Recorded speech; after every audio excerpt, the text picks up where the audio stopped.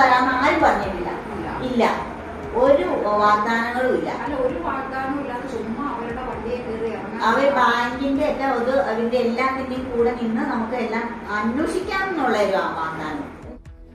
കൂത്താട്ടുകുളം നഗരസഭാ കൗൺസിലറെ മർദ്ദിച്ചെന്ന UDF വാദം പൊളിയുന്നു. Kalaraju CPM ഓഫീസിൽ ചർച്ച നടത്തുന്ന ദൃശ്യങ്ങൾ പുറത്തുവിട്ട് പാർട്ടി. കൂറുമാറ്റാനുള്ള UDF ശ്രമത്തിന് തെളിവുണ്ടെന്ന് കലാരാജുവിന്റെ സംഭാഷണം ചൂണ്ടിക്കാട്ടി CPM. ബാങ്ക് വായ്പയിൽ പരിഹാരം കാണാമെന്ന് UDF ഉറപ്പു നൽകിയെന്ന് വീഡിയോയിൽ കൗൺസിലർ.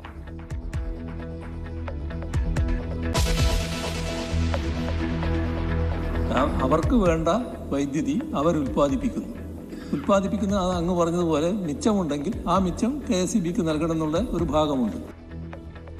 മണിയാർ പദ്ധതി കരാറിൽ നിയമസഭയിൽ വൈദ്യുത മന്ത്രിയെ തിരുത്തി മുഖ്യമന്ത്രി. കാർബോകാണ്ടത്തിന് കരാർ നീട്ടി നൽകുന്നതിൽ വ്യവസായ വകുപ്പിനെ പിന്തുണച്ച് മുഖ്യമന്ത്രി. ഒറ്റപ്പെട്ട് മന്ത്രി K കൃഷ്ണൻകുട്ടി. 30 വർഷത്തെ കാലാവധി കഴിഞ്ഞതിനാൽ മേൽപ്പറഞ്ഞ പദ്ധതി ഏറ്റെടുക്കുന്നതിനായി KSEBിയിൽ കാർബോകാണ്ടം കമ്പനിക്ക് നോട്ടീസ് നൽകിയിട്ടുണ്ട്. ധനകാര്യ വകുപ്പ്, നിയമവകുപ്പ്, വ്യവസായ വകുപ്പ് എന്നിവരുടെ അഭിപ്രായങ്ങൾ ഉൾപ്പെടെ എല്ലാ കാര്യങ്ങളും സർക്കാർ വിശദമായി പരിശോധിച്ചു വരികയാണ്.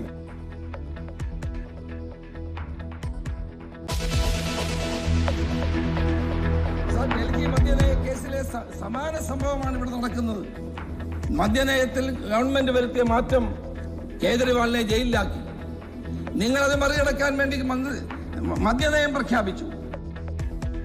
പാലക്കാട് എലപ്പുള്ളിയിൽ മദ്യനിർമ്മാണശാല അനുവദിച്ചതിനെതിരെ പ്രതിപക്ഷം നിയമസഭയിൽ. മുഖ്യമന്ത്രിക്ക് താൽപര്യമുള്ള കമ്പനിക്കാണ് അനുമതി നൽകിയതെന്ന് രമേശ് ചെന്നിത്തല.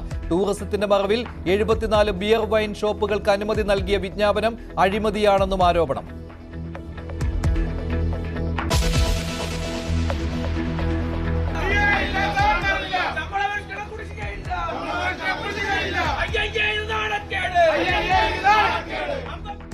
കോൺഗ്രസ് CPI അനുകൂല ജീവനക്കാരുടെ സമരത്തിൽ പ്രവർത്തനം നിലച്ച് സർക്കാർ ഓഫീസുകൾ. ദുഃഖമെല്ലാം കടിച്ചമർത്തിക്കൊണ്ടാണ് സാർ അവരെ സെക്രട്ടേറിയറ്റിൽ നിന്ന് ചെങ്കൊടിക്കു കാവലാൽ ചെങ്കനൽ കണക്കൊരാൾ വർഗബോധ താരയിൽ തൊഴിലാളികൾക്ക് തോഴനായി ഇരുളടഞ്ഞ പാതയിൽ ജ്വലിച്ച സൂര്യനെ. സാർ വയലാർ എഴുതുമോ സാർ ഇതുപോലെ? സർക്കാർ ജീവനക്കാർക്ക് നിയമസഭയിൽ പ്രതിപക്ഷത്തിന്റെ പിന്തുണ. വാഴ്ത്തുപാട്ട് പാടിയവരെ കൊണ്ട് വിലാപകാവ്യം രചിപ്പിക്കരുതെന്ന് പ്രതിപക്ഷ നേതാവ്.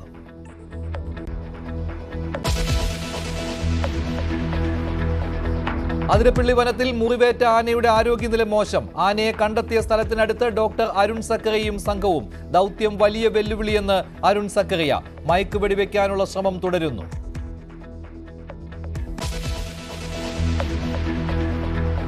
സ്വർണ്ണവില കുതിക്കുന്നു. പവന് 60,000 കടന്നു. ഓഹരി വിപണിയിലും വൻ മുന്നേറ്റം.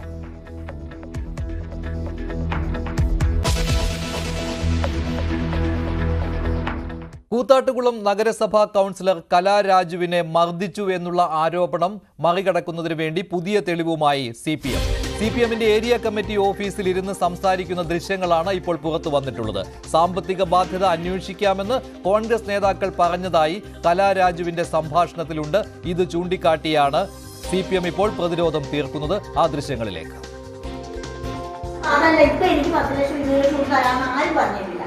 ഇല്ല, ഒരു വാഗ്ദാനങ്ങളും ഇല്ല. അവർ ബാങ്കിന്റെ എല്ലാം അതിന്റെ എല്ലാത്തിന്റെയും കൂടെ നിന്ന് നമുക്ക് എല്ലാം അന്വേഷിക്കാമെന്നുള്ള ഒരു വാഗ്ദാനം. ചെറിയൊരു വാക്കിന് ചേച്ചി പോകേണ്ട കാര്യമില്ല. ഇപ്പൊ എന്താണെന്ന് അവരുടെ ആ ഒരു ചെറിയൊരു വാക്ക് പോലും വന്നില്ലല്ലോ ബാക്കി ഭാഗത്തു നിന്നാണ് ഞാൻ ചോദിക്കുന്നത്. തീർച്ചയായിട്ടും അവരെക്കാളും കൂടുതൽ നമുക്ക് ചേച്ചി ഒരു നിമിഷം ആരോട് 10 രൂപ ചോദിക്കുന്നില്ല, അങ്ങനെയൊന്നും ചോദിക്കില്ല. നമ്മളങ്ങനത്തെ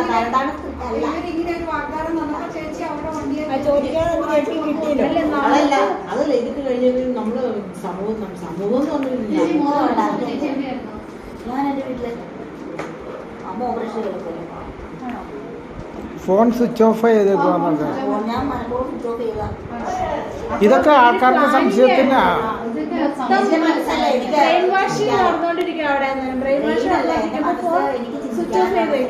അപ്പൊ ഇവിടുന്ന് ഒരു കോള് വരരുത്. അത്ര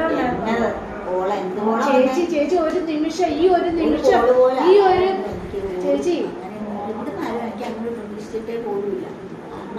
ചേച്ചി ഇന്നൊരു അവിശ്വാസ പ്രമേയത്തിന്റെ പേരിൽ ഒരാൾ അവർക്ക് വേണം, അതിനു വേണ്ടിയിട്ട് മാത്രം ചേച്ചി പ്രവർത്തിക്കണം. അല്ലാണ്ട് ചേച്ചിയോട് ആത്മാർത്ഥതയോ എനിക്ക് ചേച്ചിയെ വിലക്കെടുക്കുക ചെയ്തേ, ഒന്നുമല്ല. വിലക്കെടുക്കുക ചെയ്തേ. അവരുടെ കൂടെ എത്രയോ വർഷമായിരുന്നു TNJന്റെ കൂടെ കോൺഗ്രസ് CPMന്റെ പ്രാദേശിക നേതാക്കളോട് കലാരാജു സംസാരിക്കുന്ന ദൃശ്യങ്ങളാണ്, പാർട്ടി ഓഫീസിൽ വെച്ച് സംസാരിക്കുന്ന ദൃശ്യങ്ങളാണ് CPM തന്നെ ഇപ്പോൾ പുറത്തുവിട്ടിട്ടുള്ളത്. കലാരാജുവിനെ വലിച്ചിഴച്ചു, മർദ്ദിച്ചു തുടങ്ങിയ കാര്യങ്ങൾ തെറ്റാണെന്ന് തെളിയിക്കുന്നതിന് വേണ്ടിയാണ് CPM ഈ ദൃശ്യങ്ങൾ പുറത്തുവിട്ടിരിക്കുന്നത്.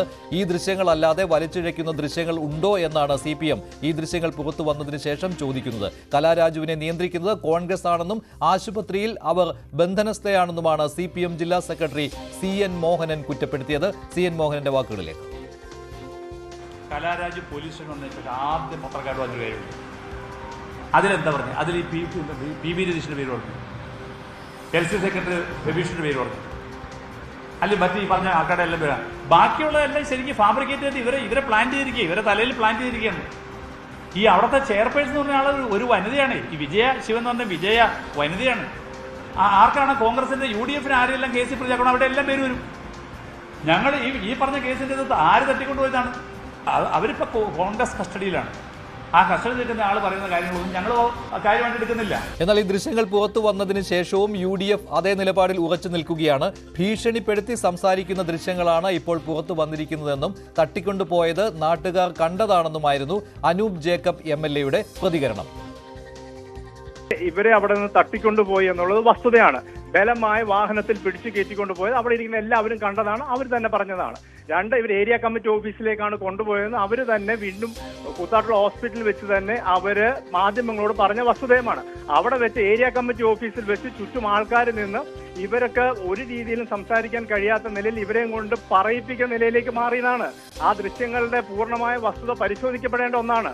ആ ദൃശ്യങ്ങൾ എങ്ങനെ അവർ സംസാരിച്ചു, ആ ദൃശ്യങ്ങളുടെ യാഥാർത്ഥ്യമുണ്ട്, അതിനെക്കുറിച്ചുള്ള അത് പരിശോധിച്ചാലേ പറയാൻ കഴിയുള്ളൂ. ആ ഏരിയ കമ്മിറ്റി ഓഫീസിൽ ഒരാളെ കൊണ്ടുവന്നിരുത്തി അവരെ ചുറ്റും നിർത്തി സംസാരിക്കുമ്പോൾ അവർക്ക് സംസാരിക്കുന്നതിന് പരിമിതികളുണ്ടാവും. അവിടെ ഭീഷണിപ്പെടുത്തി അവരെയും കൊണ്ട് ഓരോ രീതിയിലുള്ള സംസാരം കൊണ്ടുവന്നാവാം. അത് ഇവിടെ ഇന്നലെ അസംബ്ലിയിൽ ഉൾപ്പെടെ വളരെ ഉത്തരവാദിത്തത്തോടെയാണ് ഞങ്ങളിത് ഉന്നയിച്ചത്. അവിടെ നടന്ന വസ്തുതാപരമായ കാര്യങ്ങളാണ് ഞങ്ങൾ പറഞ്ഞത്. ഇവരെ ഏരിയ കമ്മിറ്റി ഓഫീസിൽ നിന്ന് ഇപ്പൊ പുറത്തു വന്നിരിക്കുന്ന ദൃശ്യങ്ങൾ അത് പരിശോധിക്കപ്പെടേണ്ട ദൃശ്യങ്ങളാണ്. ഒരു ഏരിയ കമ്മിറ്റി ഓഫീസിൽ ചുറ്റും മനുഷ്യർ നിന്ന് അവർക്ക് പറയുന്നതിന് പരിമിതികളുണ്ടാവും. ആ പരിമിതികളിൽ നിന്നുകൊണ്ട് ഭീഷണിപ്പെടുത്തി അവരോട് സംസാരിച്ചതാവാം. അതുകൊണ്ട് ആ ദൃശ്യങ്ങളുടെ വസ്തുതയും യാഥാർത്ഥ്യവും പൂർണ്ണമായും മനസ്സിലാക്കാതെ അതിനെക്കുറിച്ച് ഒരു വിലയിരുത്തലിലേക്ക് കടക്കരുത്. CPM ഏരിയ കമ്മിറ്റി ഓഫീസിലിരുന്ന് കലാരാജു നേതാക്കളുമായി സംസാരിക്കുന്ന ദൃശ്യങ്ങളാണ് CPM പുറത്തുവിട്ടത്. ഈ ദൃശ്യങ്ങൾ ചൂണ്ടിക്കാട്ടി UDFന്റെ വാദം പൊളിക്കുവാനുള്ള ശ്രമമാണ് നടന്നുകൊണ്ടിരിക്കുന്നത്. ഡാനി ഇപ്പോൾ ചേരുകയാണ് കൂടുതൽ വിവരങ്ങളുമായി. ഡാനി, ഇത് UDFനെ പ്രതിരോധത്തിലാക്കുന്നുണ്ടോ? അതേപോലെ തന്നെയാണല്ലോ എറണാകുളം DCC പ്രസിഡന്റ് മുഹമ്മദ് ഷിയാസിനെതിരെ ഇപ്പോൾ കേസെടുത്തിരിക്കുന്നത്.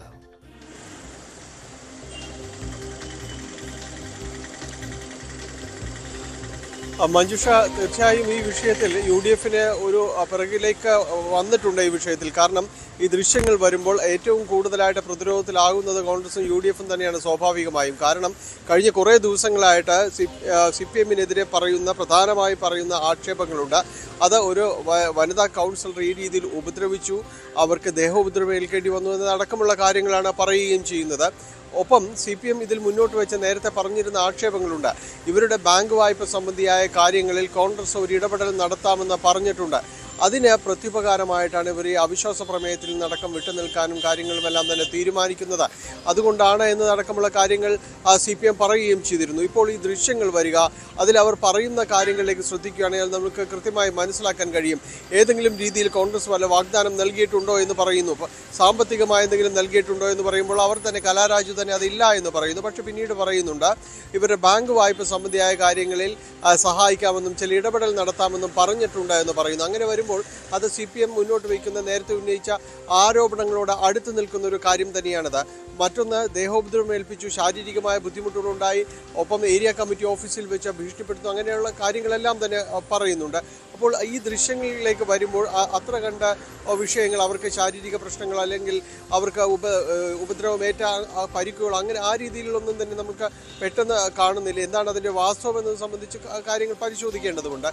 പക്ഷേ വലിയ രീതിയിലുള്ള ഒരു ആരോപണങ്ങൾ, ഗുരുതരമായ ആരോപണങ്ങൾ CPM-നെതിരെ ഉയരുകയും ഒപ്പം കലാരാജു രഹസ്യമൊഴി നൽകാനായിട്ട് തയ്യാറെടുക്കുകയും കഴിഞ്ഞ ദിവസം അത് രേഖപ്പെടുത്തേണ്ടതായിരുന്നു. പക്ഷേ അവരുടെ ശാരീരിക ആവശ്യതകൾ മൂലം പിന്നീട് അത് നീട്ടിവെക്കുകയും ചെയ്തു. ഇപ്പോഴും ഇന്നും അത് ഉണ്ടായിട്ടില്ല. അപ്പോൾ ഈ ഒരു അവസ്ഥയിൽ നിൽക്കുമ്പോഴാണ് ഈ ദൃശ്യങ്ങൾ പുറത്തുവിടുന്നത്.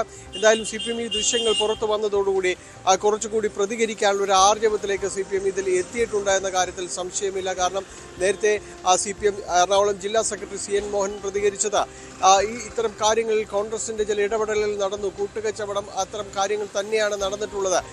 അത് വ്യക്തമാക്കുന്ന രീതിയിലാണ് കാര്യങ്ങൾ ഇപ്പോൾ വന്നിരിക്കുന്നത് എന്നതാണ് അദ്ദേഹം പറഞ്ഞിട്ടുള്ളത്. എന്തായാലും വാദപ്രതിവാദങ്ങൾ തുടരുന്നതിനിടയിലാണ് ഈ നിർണായകമായ ദൃശ്യങ്ങൾ കൂടി പുറത്തു വരുന്നത് എന്നതാണ് ശ്രദ്ധേയം. DCC പ്രസിഡന്റ് മുഹമ്മദ് ഷിയാസിനെതിരെ അടക്കം ജാമ്യമില്ലാ വകുപ്പുകൾ ചുമത്തി കേസെടുത്തിട്ടുണ്ട്. അത്തരം കേസുമായി മുന്നോട്ട് പോവുകയാണ് പോലീസ്. ഇവിടെ ഇവരുടെ രഹസ്യമൊഴി രേഖപ്പെടുത്തിയതിനു ശേഷം അടുത്ത നടപടി എന്ന രീതിയിലേക്കാണ് CPM-ലെ വന്നിട്ടുള്ള CPM നേതാക്കൾക്കെതിരെ വന്നിട്ടുള്ള തുടർ പരാതികളിൽ നടപടികൾ. ഡാനിപ്പോളാണ് വിവരങ്ങൾ നൽകിയത്. കലാരാജുവുമായിട്ട് സംസാരിക്കാൻ ശ്രമിച്ചിരുന്നു, പക്ഷേ അവർക്ക് ആരോഗ്യപരമായ ചില ബുദ്ധിമുട്ടുകളുണ്ട്, സംസാരിക്കുന്നതിൽ ബുദ്ധിമുട്ടുണ്ട്. കലാരാജുവിന്റെ മകൾ സംസാരിച്ചിരുന്നു. CPM ഏരിയ കമ്മിറ്റി ഓഫീസിലെ ഈ ദൃശ്യങ്ങളെക്കുറിച്ച് അവർ പറഞ്ഞത് ഇതും ഭീഷണിപ്പെടുത്തി ചിത്രീകരിച്ചതാണെന്നാണ്. മറ്റൊരു വാർത്തയിലേക്ക്. ജീവനക്കാരുടെ സമരത്തെ ചൊല്ലി നിയമസഭയിൽ വാക്പോരും പ്രതിപക്ഷത്തിന്റെ രൂക്ഷമായ പരിഹാസവും. ജീവനക്കാരോടും അവരുടെ കുടുംബാംഗങ്ങളോടും സർക്കാരിന് പൂർണ്ണ അവഗണനയാണെന്ന് ആരോപിച്ച് പ്രതിപക്ഷം നിയമസഭയിൽ നിന്ന് ഇറങ്ങിപ്പോയി. ജീവനക്കാർക്ക് എല്ലാ ആനുകൂല്യങ്ങളും സർക്കാർ നൽകുമെന്നായിരുന്നു ധനമന്ത്രിയുടെ ഉറപ്പ്. നിയമസഭയിലും നിറഞ്ഞു നിന്നത് മുഖ്യമന്ത്രിയുടെ വാഴ്ത്തുപാട്ട്. ആനുകൂല്യങ്ങൾ സർക്കാർ കവർന്നെടുക്കുന്നുവെന്നാരോപിച്ച് സർക്കാർ ജീവനക്കാർക്ക് പിന്തുണയുമായാണ് പ്രതിപക്ഷം നിയമസഭയിൽ റൂൾ 50 നോട്ടീസ് കൊണ്ടുവന്നത്. ജീവനക്കാരുടെ അവകാശങ്ങൾക്ക് വേണ്ടി സംസാരിച്ച PC വിഷ്ണുനാഥ് വാഴ്ത്തുപാട്ട് പാടിക്കൊണ്ട് ഇങ്ങനെ ചോദിച്ചു: സെക്രട്ടേറിയറ്റിൽ നിന്ന് ചെങ്കൊടി കാവലാൽ ചെങ്കനൽ കണക്കൊരാൾ വർഗബോധ താരയിൽ തൊഴിലാളികൾക്ക് തോഴനായി ഇരുളടഞ്ഞ പാതയിൽ ജ്വലിച്ച സൂര്യനെ. സാർ വയലാർ എഴുതുമോ സാർ ഇതുപോലെ? സാറ് ഈ പാട്ടും പാടിയ സ്റ്റേജിന്റെ പുറയിലോട്ട് പോയി അവര് കൂട്ടക്കരച്ചിലായിരുന്നു സാർ. സാറ് പാട്ടെഴുതിയ പൂവത്തൂർ ചിത്രസേനന് പുനർനിയമനം കിട്ടി സാർ. ഈ പാവങ്ങൾക്ക് എന്ത് കിട്ടും സാർ? രാജസദസ്സിലെ വിദൂഷകരോടാണ് വാഴ്ത്തുപാട്ടുകാരെ പ്രതിപക്ഷ നേതാവ് ഉപമിച്ചത്. ഒപ്പം മുഖ്യമന്ത്രിക്ക് ഒരു ഉപദേശവും. മന്നവേന്ദ്ര വിളങ്ങുന്നു നിൻമുഖം ചന്ദ്രനെ പോലെ എന്ന് പാടിയ വിദൂഷകരുടെ കാലം ഉണ്ടായിരുന്നു. അങ്ങ് ഇതിലൊന്നും വീഴരുത്. അങ്ങേ പറ്റിക്കാൻ വേണ്ടിട്ട് ഇങ്ങനെ ഇവരെല്ലാം ഇങ്ങനെ വാഴ്ത്തുപാട്ടുമായിട്ട് വരികയാണ്. അവര് തന്നെ വിലാപകാവ്യം രചിക്കേണ്ട ഒരവസ്ഥയിലേക്ക് കാര്യങ്ങൾ പോയിക്കൊണ്ടിരിക്കുകയാണ്. വാഗ്ദാനങ്ങൾ നൽകുകയും അത് പിന്നീട് മറക്കുകയും ചെയ്യുന്ന UDF-ന്റെ ശൈലിയല്ല ഇടതുമുന്നണിക്കെന്ന് ധനമന്ത്രിയുടെ മറുപടി. പറഞ്ഞതിലും അപ്പുറം ജീവനക്കാർക്ക് ഇടതു സർക്കാർ നൽകും. സ്റ്റാറ്റ്യൂട്ടറി പെൻഷൻ പുനഃസ്ഥാപിക്കുന്നതിനെ പറ്റിയും സർക്കാർ ആലോചിക്കുകയാണ്. സർക്കാർ ജീവനക്കാർക്ക് കൊടുക്കേണ്ട ആനുകൂല്യങ്ങൾ, നൽകേണ്ട ആനുകൂല്യങ്ങൾ കൃത്യമായി കൊടുത്തു തന്നെ സർക്കാർ മുന്നോട്ട് പോകും. പറഞ്ഞ കാര്യങ്ങൾ ചെയ്യും, അതിലധികവും ചെയ്യും ഇടതുപക്ഷ ജനാധിപത്യ മുന്നണി.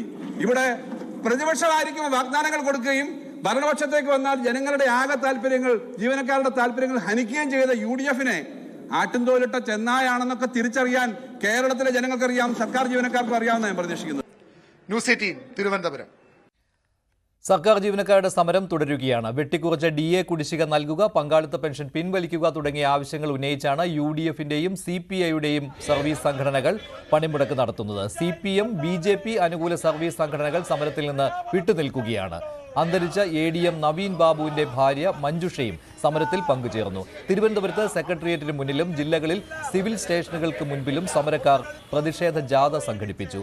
UDF-നെ അനുകൂലിക്കുന്ന 15 സർവീസ് സംഘടനകളും ഭരണമുന്നണിയിൽ നിന്ന് CPI അനുകൂല ജോയിന്റ് കൌൺസിലുമാണ് സമരം നടത്തുന്നത്.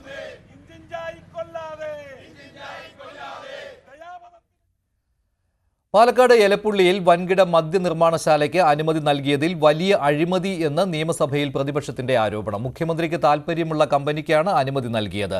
തെലങ്കാനയിലെ മുൻ സർക്കാരും കേരളത്തിലെ സർക്കാരും തമ്മിലുള്ള ബന്ധമാണ് പദ്ധതിക്ക് അനുമതി നൽകാൻ കാരണമെന്നും സ്വജനപക്ഷപാതമാണ് നടന്നിരിക്കുന്നതെന്നും രമേശ് ചെന്നിത്തല നിയമസഭയിൽ ആരോപിച്ചു. ബ്രുവറി വിവാദത്തിൽ എക്സൈസ് മന്ത്രിക്കും മുഖ്യമന്ത്രിക്കുമെതിരെയായിരുന്നു രമേശ് ചെന്നിത്തലയുടെ അഴിമതി ആരോപണം. കുടിവെള്ളക്ഷാമം നേരിടുന്ന പാലക്കാട് ആർക്കുവേണ്ടിയാണ് മന്ത്രിസഭ ഇത്തരമൊരു തീരുമാനമെടുത്തതെന്ന് രമേശ് ചെന്നിത്തല ചോദിച്ചു. ഒരു തുള്ളി വെള്ളം പോലും കുടിക്കാനില്ലാതെ പുതുശ്ശേരിയിലും അതോടൊപ്പം തന്നെ എലപ്പുള്ളിയിലും ജനങ്ങൾ കഷ്ടപ്പെടുമ്പോൾ പ്രതിദിനം 5 ലക്ഷം ലിറ്റർ വെള്ളം വേണ്ടി വരുന്ന ഈ പദ്ധതി ആരംഭിക്കാൻ നിങ്ങൾ എങ്ങനെ മുന്നോട്ട് വരുന്നു? തെലങ്കാന മുൻ മുഖ്യമന്ത്രി ചന്ദ്രശേഖർ റാവുവാണ് കമ്പനിക്ക് പിന്നിലെന്നായിരുന്നു നിയമസഭയുടെ മീഡിയ റൂമിൽ നടത്തിയ വാർത്താ സമ്മേളനത്തിൽ ചെന്നിത്തലയുടെ ആരോപണം. തെലങ്കാനയിലെ കഴിഞ്ഞ ഗവൺമെന്റ്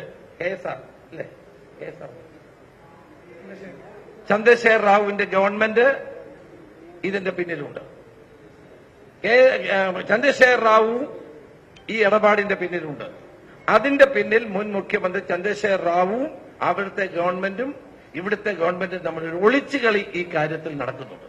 ഒരു പഠനവും നടത്താതെ ഈ കമ്പനിക്ക് വേണ്ടി മാത്രം അനുമതി നൽകിയത് എന്തിനായിരുന്നുവെന്നാണ് പ്രതിപക്ഷ നേതാവ് ചോദിച്ചത്. അടിയന്തര പ്രമേയം അവതരിപ്പിക്കാൻ പ്രതിപക്ഷത്തെ വെല്ലുവിളിച്ച എക്സൈസ് മന്ത്രി എം പി രാജേഷ് സഭയിൽ വരാത്തത് മറുപടിയില്ലാത്തതുകൊണ്ടാണോ എന്നും പ്രതിപക്ഷ നേതാവ് പറഞ്ഞത് കണ്ടില്ലേ? ഇന്ന് നിയമസഭ തുടങ്ങി, ഈ ആരോപണം ഉന്നയിച്ചില്ല, അടിയന്തര പ്രമേയം കൊണ്ടുവന്നില്ല. ഇന്നലെ എന്താ കാര്യം? ഒന്ന് മന്ത്രി പാർലമെന്ററി കാര്യ മന്ത്രി കൂടിയാണ്. എന്റെ മന്ത്രി ഈ അഴിമതി ആരോപണം അടിയന്തര പ്രമേയോട്ട് ഉന്നയിക്കാൻ പറ്റുമോ? ആ റൂൾസ് ആൻഡ് പ്രൊസീജിയർ ഒന്ന് മറച്ചു നോക്ക്. അഴിമതി ആരോപണം അടിയന്തര പ്രമേയോട്ട് ഉന്നയിക്കാൻ പാടില്ല, എഴുതി കൊടുത്തിട്ടേ ഉന്നയിക്കാൻ പാടുള്ളൂ. ഇപ്പൊ ഞങ്ങൾ നേരത്തെ ഞങ്ങളുടെ പാർലമെന്ററി പാർട്ടി തീരുമാനിച്ചിരുന്നു ശ്രീ രമേശ് ചെന്നിത്തല ആരോപണം ഉന്നയിക്കും. ഇന്നലെ അദ്ദേഹം സ്ഥലത്തില്ല, അദ്ദേഹം ഒരു പരിപാടിയായിട്ട് ബന്ധപ്പെട്ട് ദൂരെയാണ്. ഇന്ന് അദ്ദേഹം വന്ന് ഇന്ന് ഉന്നയിച്ചു. ഇന്നലെ ഉന്നയിക്കാത്തതുകൊണ്ട് ഇതില്ലെന്ന് അറ്റിപ്പോയെന്ന്. ഒരു മറുപടിയില്ല. അഴിമതി ആരോപണം ഉന്നയിക്കുമ്പോൾ എക്സൈസ് മന്ത്രി സഭയിലുണ്ടായിരുന്നില്ല. സിപിഎമ്മിന്റെ പാലക്കാട് ജില്ലാ സമ്മേളനത്തിൽ പങ്കെടുക്കുന്ന എം പി രാജേഷ് നാളെയും സഭയിലെത്താനിടയില്ല.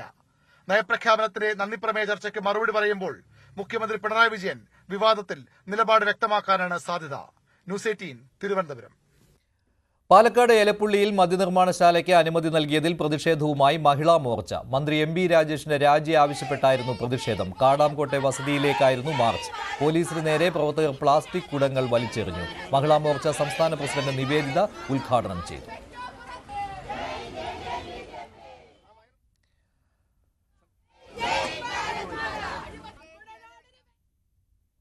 മണിയാർ വൈദ്യുതി കരാറിനെക്കുറിച്ച് രണ്ടഭിപ്രായവുമായി മുഖ്യമന്ത്രിയും വൈദ്യുതി മന്ത്രിയും നിയമസഭയിൽ. BOT കരാർ കാലാവധി കഴിഞ്ഞ പദ്ധതി സർക്കാർ തിരിച്ചെടുക്കുമെന്ന് പറഞ്ഞ വൈദ്യുതി മന്ത്രിയെ മുഖ്യമന്ത്രി നിയമസഭയിൽ തിരുത്തുകയായിരുന്നു. പദ്ധതി തിരിച്ചെടുക്കാൻ കമ്പനിക്ക് KSEB നോട്ടീസ് നൽകിയിട്ടുണ്ടെന്ന് മന്ത്രി കെ കൃഷ്ണൻകുട്ടി സഭയെ അറിയിച്ചതിന് പിന്നാലെയായിരുന്നു മുഖ്യമന്ത്രിയുടെ തിരുത്ത്. 30 വർഷത്തെ കരാർ കാലാവധി കഴിഞ്ഞതിനാൽ കാർബറാണ്ടം കമ്പനിക്കിനി പദ്ധതിയിൽ അവകാശമില്ലെന്നായിരുന്നു വൈദ്യുതി മന്ത്രിയുടെ നിലപാട്. വകുപ്പ് തല നിലപാടുകളിൽ ഭിന്നതയുണ്ടെന്നും നിയമസഭയിൽ മന്ത്രി തുറന്നു പറഞ്ഞു. കാർബറാണ്ടം യൂണിവേഴ്സിറ്റി ലിമിറ്റഡ് നയിച്ച മണിയാർ ചെറുകിട വൈദ്യുതിയുടെ ബൂട്ട് കാലാവധി ദീർഘിപ്പിക്കുന്നത് പ്രത്യക്ഷമായി പൊതുമേഖലാ സ്ഥാപന KSEBയിൽ നിന്ന് നഷ്ടമുണ്ടാക്കുകയും അത് പരോക്ഷമായി വൈദ്യുതി ചാർജ് വർധനയുടെ പൊതുജനങ്ങളുടെയും ബാധിക്കാനിടയെന്ന് KSEBL റിപ്പോർട്ട് ചെയ്തിട്ടുണ്ട്. 30 വർഷത്തെ കാലാവധി കഴിഞ്ഞതിനാൽ മേൽപ്പറഞ്ഞ പദ്ധതി ഏറ്റെടുക്കുന്നതിനായി KSEBL കാർബോറണ്ടം കമ്പനിക്ക് നോട്ടീസ് നൽകിയിട്ടുണ്ട്. ധനകാര്യ വകുപ്പ്, നിയമവകുപ്പ്, വ്യവസായ വകുപ്പ് എന്നിവരുടെ അഭിപ്രായങ്ങൾ ഉൾപ്പെടെ എല്ലാ കാര്യങ്ങളും സർക്കാർ വിശദമായി പരിശോധിച്ചു വരികയാണ്. കരാർ കാലാവധി കഴിഞ്ഞതിനാൽ ഉൽപ്പാദിപ്പിക്കുന്ന വൈദ്യുതിക്ക് കാർബറാണ്ടത്തിൽ നിന്ന് പണം ഈടാക്കാനായിരുന്നു KSEB തീരുമാനം. അടുത്ത മാസം മുതൽ ബില്ല് നൽകും. മന്ത്രിയുടെ ഈ നിലപാടാണ് മുഖ്യമന്ത്രി പിണറായി വിജയൻ തിരുത്തിയത്. വ്യവസായ വകുപ്പോ വൈദ്യുതി വകുപ്പോ തമ്മിൽ അഭിപ്രായ വ്യത്യാസമില്ല. വളരെ കൂടുതൽ വൈദ്യുതി ആവശ്യമായി വരുന്ന വ്യവസായങ്ങൾക്ക് അവർക്ക് ആവശ്യമായ വൈദ്യുതി ഉൽപ്പാദിപ്പിക്കാനുള്ള സൗകര്യം, അതിൻ്റെ ഭാഗമായിട്ടാണ് ക്യാപ്റ്റീവ് ജനറേഷൻ യൂണിറ്റുകൾ നേരത്തെ അനുവദിച്ചിരുന്നത്. അത്തരം ക്യാപ്റ്റീവ് ജനറേഷൻ തുറന്നു പോകണമെന്നുള്ളത് തന്നെയാണ് സർക്കാരിൻ്റെ പൊതുവായ നയം. അവർക്ക് വേണ്ട വൈദ്യുതി അവർ ഉൽപ്പാദിപ്പിക്കുന്ന അങ്ങ് പറഞ്ഞതുപോലെ മിച്ചമുണ്ടെങ്കിൽ ആ മിച്ചം KSEBക്ക് നൽകണമെന്നുള്ള ഒരു ഭാഗമുണ്ട്. 12ഓളം ജലവൈദ്യുത കരാറുകളെ ദോഷകരമായി ബാധിക്കുന്ന തലതിരിഞ്ഞ തീരുമാനമാണെന്ന് സബ്മിഷൻ അവതരിപ്പിച്ച രമേശ് ചെന്നിത്തല പറഞ്ഞു. വിഴിഞ്ഞം തുറമുഖ പദ്ധതി കരാറിനടക്കം ഈ തീരുമാനം തിരിച്ചടിയാണെന്നും പ്രതിപക്ഷം മുന്നറിയിപ്പ് നൽകുന്നു. ന്യൂസ് 18 തിരുവനന്തപുരം. അതിരപ്പള്ളിയിൽ മസ്തകത്തിൽ മുറിവേറ്റ കാട്ടാനയെ കണ്ടെത്താൻ തീവ്ര ശ്രമം നടക്കുകയാണ്. ആന വനത്തിനുള്ളിലേക്ക് കടന്നതാണ് ദൗത്യത്തിന് ഇപ്പോൾ തടസ്സമായിട്ടുള്ളത്. ആനയെ കണ്ടെത്താൻ 2 സംഘങ്ങളായി തിരിഞ്ഞാണ് ഇപ്പോൾ തെരച്ചിൽ നടത്തിക്കൊണ്ടിരിക്കുന്നത്. ഇല്ല, ഇന്നത്തേത് നമ്മൾ ആനയെ സൈറ്റ് ചെയ്തു. ആനയെ ഒന്ന് ഓടിച്ചൊന്ന് കയറ്റി ഒരു കംഫർട്ടബിൾ സ്ഥലം നോക്കി ഡാർട്ട് ചെയ്യാനായിരുന്നു ഉദ്ദേശം. പക്ഷെ അപ്പോഴത്തേക്ക് ആന മുകളിലേക്ക് റിസർവിലേക്ക് പോയിരിക്കുകയാണ്, കാട്ടിൽ കയറിപ്പോയി. ഇപ്പൊ സൈറ്റിംഗ് നമ്മുടെ മിസ്സായി. വാച്ചസിനെ നോക്കുന്നുണ്ട്. അത് കംഫർട്ടബിൾ ആയിട്ട് കുറച്ച് താഴെ ഇറങ്ങി വരാൻ ശ്രമിച്ചിട്ടുണ്ടായിരുന്നു. പിന്നെ ആൾക്കാരുടെ പ്രസൻസ് കണ്ടപ്പോൾ മേളിൽ കയറി പോയതാ. അല്ല ഫുഡൊക്കെ കഴിച്ചിട്ട് ഇനി വീണ്ടും അപ്പോഴത്തേക്ക് ആന ചിലപ്പോൾ തിരിച്ച് ഇറങ്ങി പുഴയുടെ സൈഡിലേക്ക് വരാൻ സാധ്യതയുണ്ടെന്ന് കണക്ക് കൂട്ടുന്നു. പിന്നെ ഇനി ഒരു 4 മണി വരെ കാണുകയുള്ളൂ. കാരണം പിന്നെ ലൈറ്റിങ്ങിന്റെ ഒക്കെ ഒരു ഇഷ്യൂ ഉള്ള കാരണം നമ്മൾ വൈകുന്നേരത്തിലേക്ക് പോകത്തില്ല. നല്ല തിക്കായിട്ടുള്ള ഫോറസ്റ്റ് ആണ്, അപ്പോൾ ഡാർട്ടിങ് ബുദ്ധിമുട്ടാണ്. ഇപ്പൊ ഈ നല്ല സ്ഥലമായിരുന്നു ഈ റബ്ബറിന്റെ ഇടയിൽ, പക്ഷേ അപ്പോഴത്തേക്ക് ആന പെട്ടെന്ന് ഓടിപ്പോയി. ഇല്ലില്ല, വയലന്റ് ഒന്നുമല്ല. ഇപ്പൊ അത് കയറിപ്പോയത് ഏകദേശം എനിക്ക് തോന്നുന്നു ഒരു 1/2 കിലോമീറ്റർ ഉള്ളിലേക്ക് കയറി പോയിട്ടുണ്ട്. സൈറ്റ് ചെയ്യാനായിട്ട് സാധിച്ചിട്ടില്ല. ഷൂട്ട് ചെയ്തിട്ടില്ല. അതിനെ നമ്മൾ മറ്റേ 12 ബോർ പമ്പ് ആക്ഷൻ ഗണ്ണിന്റെ ഫയറിംഗ് ആണ് നിങ്ങൾ കേട്ടത്, അല്ലാതെ ഷൂട്ട് ചെയ്തിട്ടില്ല. കൂടുതൽ വിവരങ്ങളുമായി CB അനുമോദ് ചേരുകയാണ്. അനുമോദ്, DFO പറഞ്ഞതനുസരിച്ച് 4 മണിക്ക് മുമ്പ് കണ്ടെത്തേണ്ടതുണ്ട്. അങ്ങനെയാണെങ്കിൽ ഇന്ന് തന്നെ മയക്കുവെടി വയ്ക്കുമെന്നാണല്ലോ. തീർച്ചയായും മഞ്ജുഷ, വളരെ കൃത്യമാണ് DFOയുടെ വാക്കുകൾ. ഇന്ന് 4 മണി വരെ മാത്രമേ ദൗത്യം ഉണ്ടാവുകയുള്ളൂ. ആനയെ അതിനു മുൻപ് കണ്ടെത്തിയാൽ മാത്രമേ മയക്കുവെടി വെച്ച് ചികിത്സ നൽകാൻ കഴിയുകയുള്ളൂ. അതല്ലെങ്കിൽ ദൗത്യം നാളേക്ക് മാറ്റിവെക്കുന്ന സാഹചര്യമാണുള്ളത്. ഇന്ന് രാവിലെ തന്നെ ചാലക്കുടി പുഴയുടെ തീരത്തുള്ള തുരുത്തിൽ വെച്ച് ആനയെ കണ്ടിരുന്നു. തുടർന്ന് ആനയെ റബ്ബർ പ്ലാന്റേഷന്റെ, ഞാനിപ്പോൾ നിൽക്കുന്ന ഈ മേഖലയിലേക്ക് ആനയെ കൊണ്ടുവന്ന് ഇവിടുന്ന് മയക്കുവെടി വെക്കാനായിരുന്നു ഉദ്ദേശം. പക്ഷേ ആന ഇവിടെയും കടന്ന് ഉൾക്കാട്ടിലേക്ക് കയറിപ്പോകുന്നൊരു സാഹചര്യമാണ് ഉണ്ടായത്. അങ്ങനെ ആന ആ ഫോറസ്റ്റിന്റെ നിയന്ത്രണത്തിലുള്ള കാഴ്ചയിൽ നിന്ന് പോവുകയും ഉൾക്കാട്ടിലേക്ക് മറിയുകയും ചെയ്തു. ഇപ്പോൾ ആനയെ കണ്ടെത്താൻ കഴിഞ്ഞിട്ടില്ല. അതുകൊണ്ട് ദൗത്യം താൽക്കാലികമായി ഇപ്പോൾ നിർത്തിവച്ചിരിക്കുകയാണ്. ഇനി ഉച്ചഭക്ഷണത്തിന് ശേഷം ആനയെ കണ്ടെത്താൻ കഴിഞ്ഞാൽ തുടരുമെന്നാണ് DFO അറിയിച്ചിരിക്കുന്നത്. ആനയെ കണ്ടെത്തി മയക്കുവെടി വെച്ച് ചികിത്സ നൽകുക എന്ന ദൗത്യവുമായി അല്ലെങ്കിൽ നാളെ മുന്നോട്ട് പോകുമെന്നാണ് വനംവകുപ്പ് ഇപ്പോൾ അറിയിച്ചിരിക്കുന്നത്. ശരി, അനുമോദാണ് വിവരങ്ങൾ നൽകിയത്. തിരുവനന്തപുരം കഠിനംകുളത്ത് യുവതിയെ കുത്തിക്കൊലപ്പെടുത്തിയ കേസിലെ പ്രതിയെ ഇതുവരെ കണ്ടെത്താൻ പോലീസിന് കഴിഞ്ഞിട്ടില്ല. കൊലയ്ക്ക് ശേഷം പ്രതി രക്ഷപ്പെട്ട സ്കൂട്ടർ ചിറയൻകീഴ് റെയിൽവേ സ്റ്റേഷൻ പരിസരത്ത് ഉപേക്ഷിച്ച നിലയിൽ കണ്ടെത്തിയിട്ടുണ്ട്. പ്രതി ട്രെയിനിൽ രക്ഷപ്പെട്ടേക്കാമെന്ന നിഗമനത്തിലാണ് ഇപ്പോൾ പോലീസ് ഉള്ളത്. ഇന്നലെ രാവിലെ 11 മണിയോടെയാണ് കഠിനംകുളത്തെ വാടക വീട്ടിൽ യുവതിയെ കൊല്ലപ്പെട്ട നിലയിൽ കണ്ടെത്തിയത്. സംഭവം നടന്ന് ഒരു ദിവസത്തിനു ശേഷവും പ്രതിയെക്കുറിച്ച് പോലീസിന് വ്യക്തമായ വിവരമില്ല. കൃത്യം നടത്തിയ ശേഷം പ്രതി രക്ഷപ്പെട്ട യുവതിയുടെ സ്കൂട്ടർ ഇന്നലെ വൈകിട്ട് ചിറയൻകീഴ് റെയിൽവേ സ്റ്റേഷൻ പരിസരത്ത് നിന്നും കണ്ടെത്തി. ഇതോടെ ഇയാൾ ട്രെയിനിൽ രക്ഷപ്പെട്ടോ എന്ന സംശയത്തിലാണ് പോലീസ്. ട്രെയിനുകൾ കേന്ദ്രീകരിച്ചും എറണാകുളത്തും തെരച്ചിൽ നടത്തുന്നുണ്ട്. CCTVകളും മൊബൈൽ ടവർ കേന്ദ്രീകരിച്ചും അന്വേഷണം തുടരുന്നു. പ്രതി എറണാകുളം സ്വദേശിയാണ്. യുവതിക്ക് ഇൻസ്റ്റാഗ്രാമിലൂടെയാണ് പരിചയം. ദിവസങ്ങൾക്ക് മുൻപാണ് ഇയാൾ കഠിനംകുളത്തെത്തിയതെന്ന് പോലീസ് പറയുന്നു. പെരുമാതുറയിൽ വീട് വാടകയ്ക്കെടുത്തായിരുന്നു താമസം. തിങ്കളാഴ്ച വൈകുന്നേരമാണ് ഇയാൾ വീട്ടിൽ നിന്നും അവസാനമായി പുറത്തുപോയത്. ഈ വീട്ടിലും പരിശോധന നടത്തിയെങ്കിലും കാര്യമായി ഒന്നും ലഭിച്ചില്ല. 4 സംഘങ്ങളായി തിരിഞ്ഞാണ് അന്വേഷണം. ആതിരയുടെ ഭർത്താവിനെയും ചോദ്യം ചെയ്യും. പ്രതിയിൽ നിന്ന് വധഭീഷണിയുണ്ടായിരുന്നതായി ആതിര പറഞ്ഞിരുന്നുവെന്ന് ഭർത്താവ് മൊഴി നൽകിയതായാണ് സൂചന. വിശദമായ ചോദ്യം ചെയ്യലിൽ ഇക്കാര്യത്തിലും അന്വേഷണ സംഘം വ്യക്തത വരുത്തും. ന്യൂസ് 18 തിരുവനന്തപുരം. കണ്ണൂർ ജില്ലാ പഞ്ചായത്ത് പ്രസിഡന്റായിരിക്കെ PP ദിവ്യ ബിനാമി കമ്പനി രൂപീകരിച്ചതായി ആരോപണം. കോടിക്കണക്കിന് രൂപയുടെ കരാറുകൾ നൽകിയത് സ്വന്തം കമ്പനിക്കാണെന്ന് KSU സംസ്ഥാന വൈസ് പ്രസിഡന്റ് മുഹമ്മദ് ഷമ്മാസ് ആരോപിച്ചു. ഇതിന്റെ രേഖകളും പുറത്തുവിട്ടിട്ടുണ്ട്. ജില്ലാ പഞ്ചായത്ത് പ്രസിഡന്റായ ചുമതലയേറ്റ് 7 മാസം തികയും മുമ്പേ 2021 ജൂലൈ 20-ന് PP ദിവ്യ ബിനാമി കമ്പനി രൂപീകരിച്ചെന്നാണ് മുഹമ്മദ് ഷമ്മാസിന്റെ ആരോപണം. ദിവ്യയുടെ അടുത്ത സുഹൃത്തും നാട്ടുകാരനുമായ മുഹമ്മദ് ആസിഫാണ് carton India alliance private limited എന്ന കമ്പനിയുടെ MD. 2 വർഷത്തിനിടയിൽ 11 കോടി രൂപയുടെ കരാറാണ് പ്രീ ഫാബ്രിക്കേറ്റ് ടോയ്ലറ്റ് നിർമ്മിക്കുന്ന കമ്പനിക്ക് നൽകിയത്. ഇതിനു പുറമെ പടിയൂർ ABC കേന്ദ്രത്തിന്റെ നിർമ്മാണത്തിന് 76 ലക്ഷം രൂപയുടെ കരാറും ജില്ലാ പഞ്ചായത്തിന് കീഴിലുള്ള പ്രീ ഫാബ്രിക് നിർമ്മാണവും കമ്പനിക്ക് നൽകി. ഒരു കരാർ പോലും മറ്റൊരു കമ്പനിക്ക് ലഭിച്ചില്ലെന്നും ഷമ്മാസ് ആരോപിച്ചു. Carton India alliance private limited എന്ന കരാറുകാരൻ മുഖാന്തരമാണ് നടന്നിട്ടുള്ളത് എന്ന് വളരെ ആധികാരികമായി തന്നെ ജില്ലാ പഞ്ചായത്ത് ഔദ്യോഗികമായി നൽകിയ രേഖയിൽ തന്നെ വ്യക്തമാക്കുന്നുമുണ്ട്. ഏതെങ്കിലും തരത്തിൽ സർക്കാർ അംഗീകൃത ഏജൻസിക്ക് കരാർ നൽകി എന്ന് പറഞ്ഞ് ഒഴിഞ്ഞു മാറാൻ കഴിയുന്ന, ക്യാപ്സ്യൂൾ ഇറക്കാൻ കഴിയുന്ന ഒരു വിഷയമായി ഇതിനെ കുറച്ച് കാണിക്കാൻ വേണ്ടി കഴിയില്ല. ആസിഫിന്റെയും ദിവ്യയുടെ ഭർത്താവ് VP അജിത്തിന്റെയും പേരിൽ ഏക്കർ കണക്കിന് ഭൂമി വാങ്ങിക്കൂട്ടിയെന്നാണ് മറ്റൊരാരോപണം. കണ്ണൂരിലെ ടൂറിസ്റ്റ് കേന്ദ്രമായ പാലക്കയം തട്ടിൽ 4 ഏക്കർ ഭൂമിയുണ്ട്. PP ദിവ്യയുടെ സുഹൃത്തും കല്യാശ്ശേരി ബ്ലോക്ക് പഞ്ചായത്ത് പ്രസിഡന്റുമായ PP ഷാജിറിനും ഈ ബിനാമി ഇടപാടുകളിൽ പങ്കുണ്ടെന്നും ഷമ്മാസ് ആരോപിച്ചു. ന്യൂസ് 18 കണ്ണൂർ. PPE കിറ്റ് അഴിമതിയിൽ കൂടുതൽ തെളിവുകൾ പ്രതിപക്ഷം പുറത്തുവിട്ടു. 550 രൂപയ്ക്ക് PPE കിറ്റ് നൽകാമെന്ന് അറിയിച്ച് അനിത ടെക്സോൺ എന്ന കമ്പനി സർക്കാരിന് നൽകിയ കത്താണ് പ്രതിപക്ഷം പുറത്തുവിട്ടത്. ഈ കത്ത് കൈവശം വെച്ചാണ് ഇരട്ടി വിലയ്ക്ക് PPE കിറ്റ് വാങ്ങിയതെന്ന് പ്രതിപക്ഷ നേതാവ് VD സതീശൻ ആരോപിച്ചു. പാറശാല ഷാരോൺ രാജ് കൊലപാതക കേസിലെ പ്രതി ഗ്രീഷ്മയ്ക്ക് വധശിക്ഷ വിധിച്ച ജഡ്ജിയുടെ കട്ടൌട്ടിൽ പാലഭിഷേകം നടത്താനുള്ള ഓൾ കേരള മെൻസ് അസോസിയേഷന്റെ നീക്കം പോലീസ് തടഞ്ഞു. സെക്രട്ടേറിയറ്റിന് മുന്നിൽ പ്രകടനം നടത്തി കട്ടൌട്ട് സ്ഥാപിച്ച് പാലഭിഷേകം നടത്താനായിരുന്നു തീരുമാനം. എന്നാൽ കട്ടൌട്ട് പോലീസ് പിടിച്ചെടുത്തു. ഇവിടെ ആരും ആരുടെയും കോലം കത്തിക്കുന്നില്ലല്ലോ. ഇവിടെ ഒരു കട്ടൌട്ടിൽ പാലഭിഷേകം നടത്തണമെന്ന് ഇവർ പറയുന്ന ലെജിറ്റിമേറ്റ് ആയ ഒരു ഡിമാൻഡ് അല്ലേ?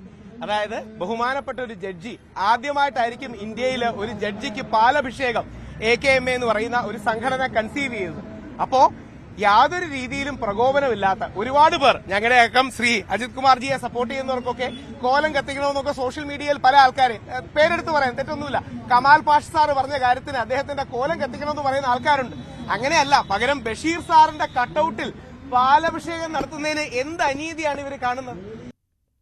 പട്ടാപ്പകൽ കൊള്ളയും കൊലപാതകവും ആവർത്തിക്കുന്ന സാഹചര്യത്തിൽ പ്രതികളെ എത്രയും വേഗം പിടികൂടാൻ നിർദ്ദേശം നൽകിയിരിക്കുകയാണ് കർണാടക സർക്കാർ. ആഭ്യന്തരമന്ത്രി DK ശിവകുമാറാണ് ഉന്നതതല യോഗത്തിൽ പോലീസിന് ഇത്തരം നിർദ്ദേശം നൽകിയത്.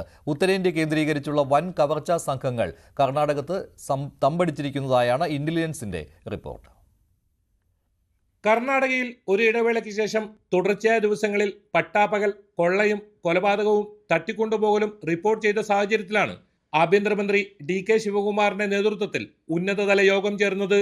അതിർത്തികൾ കേന്ദ്രീകരിച്ച് നടക്കുന്ന ഇത്തരം സംഭവങ്ങൾ ആവർത്തിക്കാതിരിക്കാൻ ശക്തമായ നടപടികൾ സ്വീകരിക്കാൻ യോഗത്തിൽ മന്ത്രി നിർദ്ദേശം നൽകി.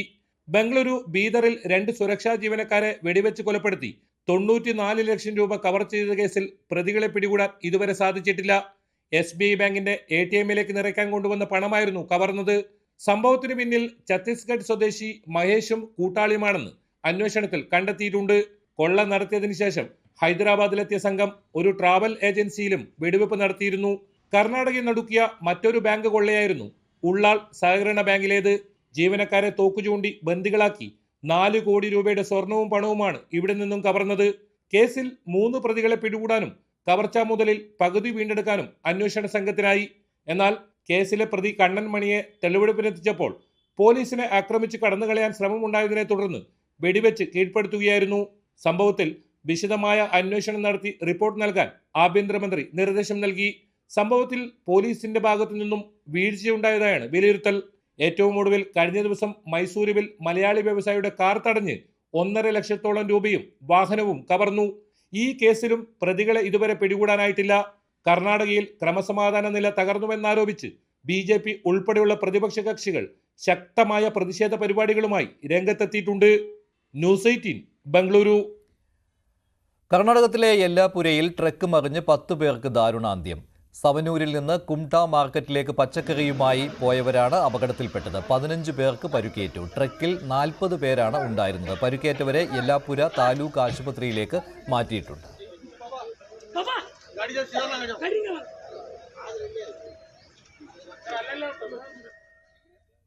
പാലക്കാട് തൃത്താലയിൽ അധ്യാപകരെ ഭീഷണിപ്പെടുത്തിയ വിദ്യാർത്ഥിയെ സ്കൂളിൽ നിന്ന് സസ്പെൻഡ് ചെയ്തു. അധ്യാപകനോട് മാപ്പ് പറയാൻ തയ്യാറാണെന്ന് വിദ്യാർത്ഥി പോലീസിനോട് പറഞ്ഞു. വീഡിയോ പുറത്തു പോയത് എങ്ങനെയെന്ന് അന്വേഷിച്ച് റിപ്പോർട്ട് നൽകാൻ ഹയർ സെക്കൻഡറി ഡയറക്ടർ ആവശ്യപ്പെട്ടിട്ടുണ്ട്.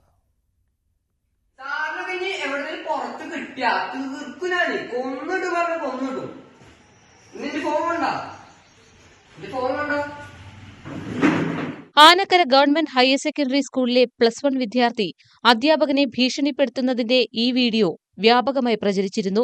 സംഭവത്തിൽ വിദ്യാർത്ഥിയെ സ്കൂളിൽ നിന്നും സസ്പെൻഡ് ചെയ്തു. സ്കൂൾ അധികൃതർ പോലീസിലും പരാതി നൽകി. ദേഷ്യത്തിൽ പറഞ്ഞുപോയതാണെന്നും മാപ്പ് പറയാൻ തയ്യാറാണെന്നും വിദ്യാർത്ഥി പോലീസിനോട് പറഞ്ഞു.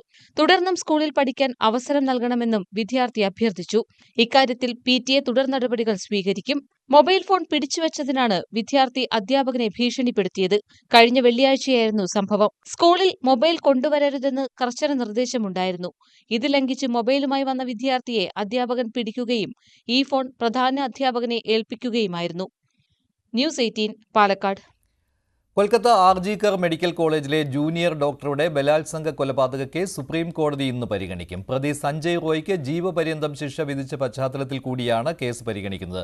സ്വമേധയാ എടുത്ത കേസാണ് സുപ്രീം കോടതി പരിഗണിക്കാൻ പോകുന്നത്. ഹൈക്കോടതിയുടെ മേൽനോട്ടത്തിൽ പുതിയ അന്വേഷണം വേണമെന്നാവശ്യപ്പെട്ട് കുടുംബം നേരത്തെ നൽകിയ അപേക്ഷയും കോടതി പരിഗണിക്കും. പ്രതിക്ക് വധശിക്ഷ നൽകണമെന്നാവശ്യപ്പെട്ട് വിചാരണ കോടതി വിധിക്കെതിരെ ബംഗാൾ സർക്കാർ ഹൈക്കോടതിയെ സമീപിച്ചിട്ടുണ്ട്. ഡൽഹി നിയമസഭാ തെരഞ്ഞെടുപ്പിൽ മധ്യവർഗ വോട്ടുകൾ ലക്ഷ്യം വെച്ച് ആം ആദ്മി പാർട്ടി നികുതി ഭീകരതയുടെ ഇരകളാണ് മധ്യവർഗമെന്ന് പറഞ്ഞ അരവിന്ദ് കെജ്രിവാൾ ബജറ്റിന് മുന്നോടിയായി 7 നിർദ്ദേശങ്ങളടങ്ങിയ പ്രകടന പത്രിക കേന്ദ്രത്തിന് മുന്നിൽ വെച്ചിട്ടുണ്ട്. ആദായ നികുതി ഇളവ് 7 ലക്ഷത്തിൽ നിന്ന് 10 ലക്ഷമാക്കുക, വിദ്യാഭ്യാസ ബജറ്റ് 2% നിന്ന് 10% ഉയർത്തുക, സ്വകാര്യ സ്കൂളുകളുടെ ഫീസ് നിയന്ത്രിക്കുക തുടങ്ങിയവയാണ് നിർദ്ദേശങ്ങൾ. ആരോഗ്യ ഇൻഷുറൻസിനെ നികുതിയിൽ നിന്ന് ഒഴിവാക്കണമെന്നും ഉന്നത വിദ്യാഭ്യാസത്തിന് സബ്സിഡിയും സ്കോളർഷിപ്പും നൽകണമെന്ന ആവശ്യവും മുന്നോട്ട് വെച്ചിട്ടുണ്ട്. ഇന്ത്യ ഇംഗ്ലണ്ട് 2020 പരമ്പരയ്ക്ക് ഇന്ന് തുടക്കമാവുകയാണ്. ആദ്യ മത്സരം ഇന്ന് രാത്രി 7 മണിക്ക് കൊൽക്കത്ത ഈഡൻ ഗാർഡൻസിൽ നടക്കും. മലയാളി താരം സഞ്ജു സാംസണും അഭിഷേക് ശർമ്മയും ഇന്ത്യക്ക് വേണ്ടി ഓപ്പൺ ചെയ്യും. സൂര്യകുമാർ യാദവ് നായകനായ ഇന്ത്യൻ ടീമിൽ 14 മാസത്തെ ഇടവേളയ്ക്ക് ശേഷം മുഹമ്മദ് ഷമി കളിക്കാനിറങ്ങും. 5 മത്സരങ്ങളാണ് പരമ്പരയിൽ ഉള്ളത്. ജോസ് ബട്ട്ലർ ഇംഗ്ലണ്ടിനെ നയിക്കും. ഇനി സ്വർണം വെള്ളി നിരക്കുകൾ കൂടി. കവിത ഗോൾഡ് ആൻഡ് ഡയമണ്ട്സ് ഇന്നത്തെ സ്വർണം വെള്ളി നിരക്കുകൾ നിങ്ങൾക്കായി സമർപ്പിക്കുന്നത് Kavitha gold and diamonds. Choose your special. സ്വർണം 22 ക്യാരറ്റ് ഗ്രാമിന് 7525, പവന് 60,200. 18 ക്യാരറ്റ് ഗ്രാമിന് 6205, പവന് 49,640. വെള്ളി ഗ്രാമിന് 104, കിലോയ്ക്ക് 1,04,000 രൂപ. കവിത ഗോൾഡ് ആൻഡ് ഡയമണ്ട്സ് ഇന്നത്തെ സ്വർണം വെള്ളി നിരക്കുകൾ നിങ്ങൾക്കായി സമർപ്പിക്കുന്നത് Kavitha gold and diamonds. Choose your special. ഇടവേളയ്ക്ക് ശേഷം സകലമാന കേരളം ഹരികൃഷ്ണൻ ചേരും.